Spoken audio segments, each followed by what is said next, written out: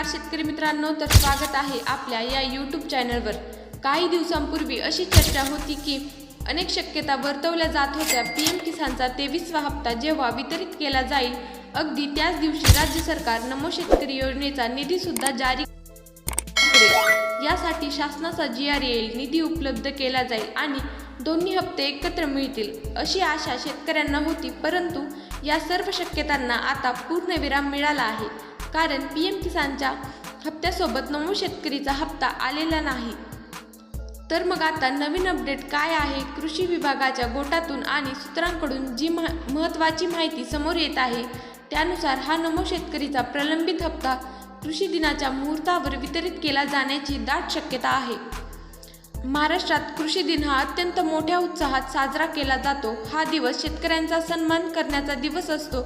या दिवशी कृषी क्षेत्रात उल्लेखनीय कामगिरी करणाऱ्या राज्यातील अनेक शेतकरी बांधवांना आणि कर्मचाऱ्यांना विविध शासकीय पुरस्कारांचे वितरण केले जाते।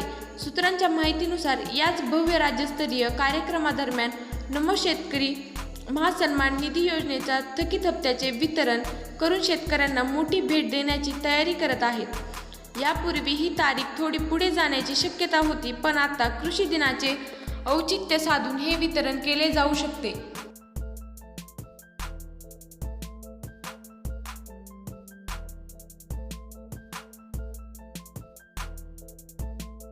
करताना नक्की कोणत्या तांत्रिक प्रक्रियेतून जावे लागते, ज्यामुळे उशीर होतो?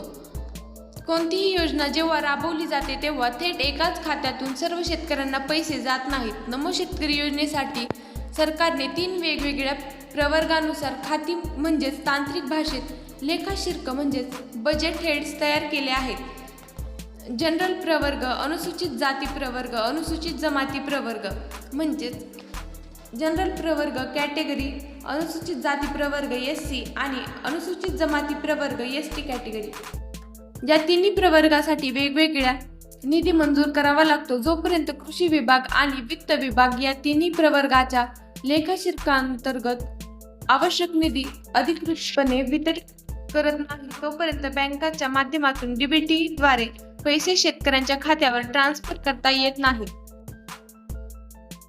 कडून या निधी मंजुराची सध्याच्या घडीला कृषी विभागाकडून या निधी मंजुरीची आणि तांत्रिक त्रुटी दूर करण्याची प्रक्रिया युद्ध पातळीवर सुरू आहे। अधिकृत GR म्हणजे शासन निर्णय आल्यानंतरच यावर अंतिम शिक्कामोर्तब होईल। म्हणूनच सरकारने केवळ घोषणाबाजी न करता तातडीने हा निधी बँक खात्यात वर्ग करावा, अशी मागणी आता सर्व स्तरातून होत आहे।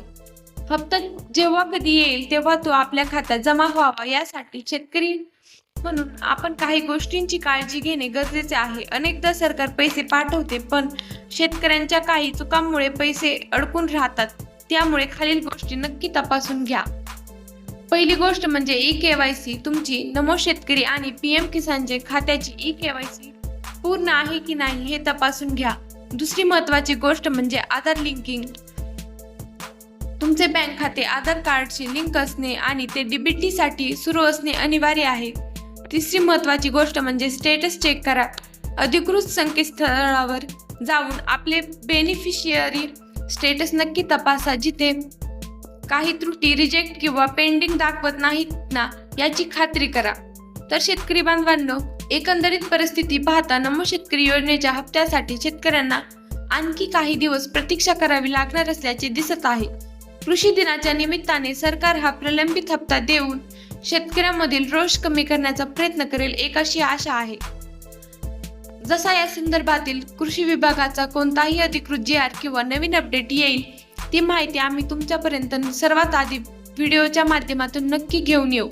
तुम्हाला काय वाटते? सरकारने नमो शेतकरी योजनेचे दोन्ही हप्ते एकत्र द्यायला हवेत की नाही? आणि तुमच्या भागात सध्या पावसाची आणि शेती कामांची